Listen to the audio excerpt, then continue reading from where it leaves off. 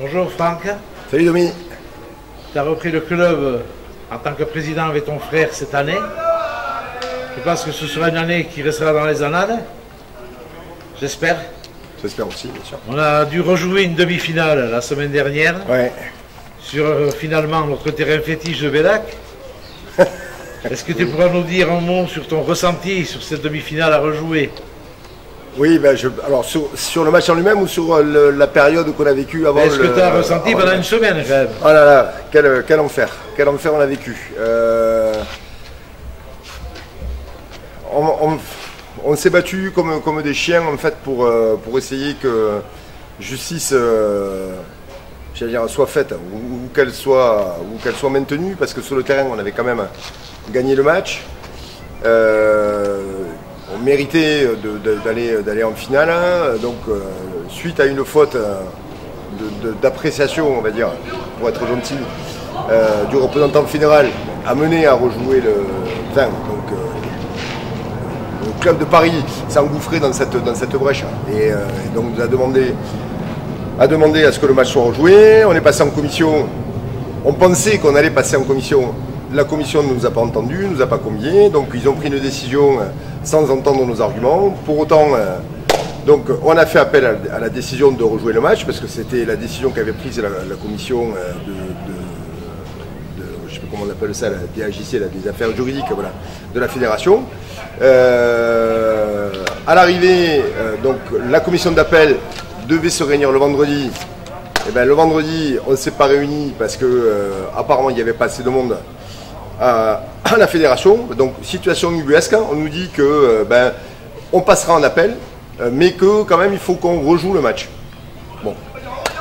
Donc on a essayé, on a appelé le secrétaire de la fédération. J'ai même appelé le CNOSF pour voir si on avait la possibilité d'avoir une sortie par le biais du CNOSF. Mais bon, voilà, donc on a fini la semaine, mais on était vidé de chez vidé, alors que bon, nous on ne joue pas, mais on était éreinté mentalement. Ça nous a vraiment atteint. Voilà. Donc, on est parti à Bellac. Alors bien sûr qu'on espérait gagner le match, parce qu'on avait quand même prouvé lors du premier match qu'on méritait de gagner. Sauf qu'on était dans une situation quand même où toute la pression était sur nous, parce que les Parisiens, eux, ils avaient porté réclamation et ils avaient le droit de rejouer. Mais donc, en fait, c'était du bonus, quoi. Alors que nous, on avait quand même on avait acquis, en fait, le droit de jouer cette finale. Et on risquait de nous l'enlever. Donc, c'est vrai qu'on n'a pas démarré le match de la meilleure des façons. On n'avait pas quand même des chèvres en face, hein. C'était une belle équipe. Donc on avait réussi à bien contrer lors du premier match. Et là, sur la première mi-temps, on est un peu passé à côté, parce que donc à la 30e minute, on était mené 22-8, avec 3 essais des lignes arrière, donc ils nous ont fait bien mal.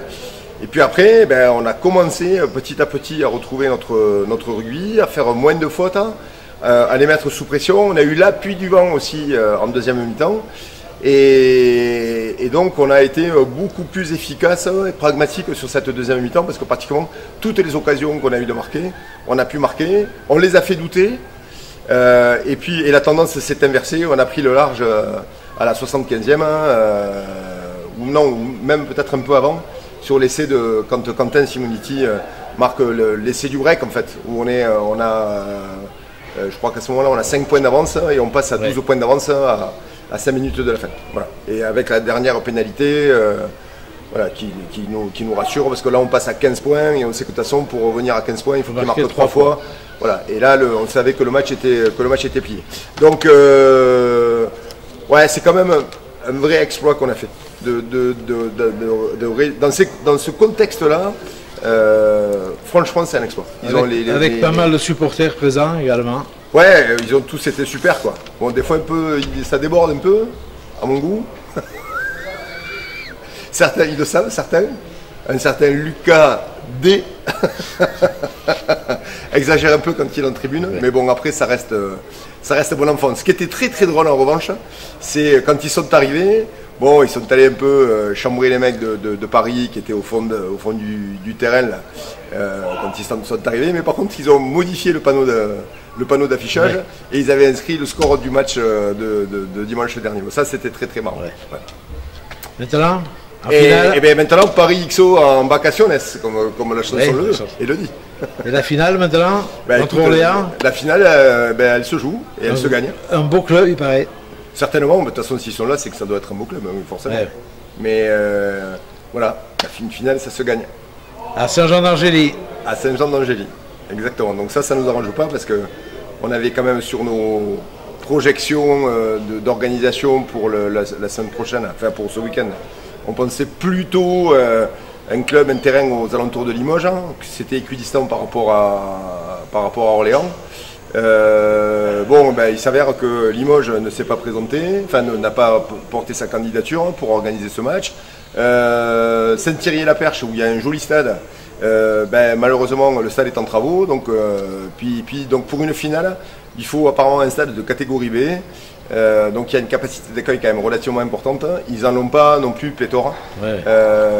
Voilà, donc ils ont essayé de trouver un truc qui était pareil à mi-distance entre les deux clubs. Bon, Orléans est un peu plus près que nous, à 40 km ou 50 km près, donc ça c'est rien.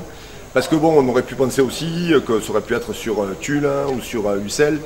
Bon, voilà. Après, donc ça c'est le comité de Nouvelle-Aquitaine qui a décidé du lieu et pas nous.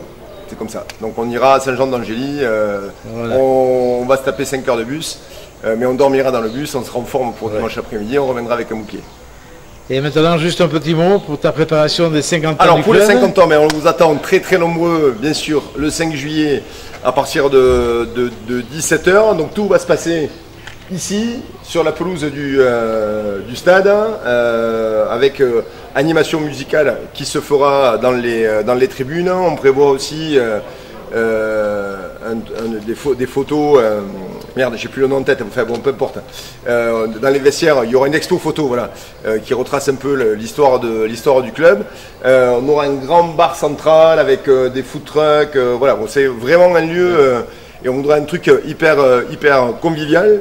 Ça sera une garden party, donc très convivial et festif. En espérant que le temps soit de la partie. Alors, ne vous inquiétez pas pour ceux qui se sont inscrits sur le lien qu'on avait fait circuler. En fait, ce lien, il avait pour but et uniquement pour but d'avoir un calibrage, de savoir à peu près combien de personnes allaient être présentes à cet événement. Voilà, qu'on ne prévoit pas 800 ou 1000 personnes si on se retrouve à 200. Voilà. Donc aujourd'hui, on est sur un calibrage à peu près de 600 personnes. Je pense qu'il y a des gens qui viendront au dernier moment. De toute façon, le paiement se fait à l'arrivée au stade. Voilà, vous comprendrez tout. On a un kit de bienvenue. Donc je crois que c'est de mémoire, c'est 25 € l'entrée. C'est comme ça qu'on va dire, parce qu'il y a un kit de bienvenue, donc vous aurez la possibilité avec l'entrée d'avoir accès au food truck. Il y a une boisson, je crois aussi, qui est prévue. Voilà, bon. Écoutez, donc vous venez, vous allez passer une super soirée, et puis jusqu'à 2-3 heures du matin, ça va être très sympa. Merci Franck, on croise les doigts pour dimanche. Croise les doigts pour dimanche. Allez, merci.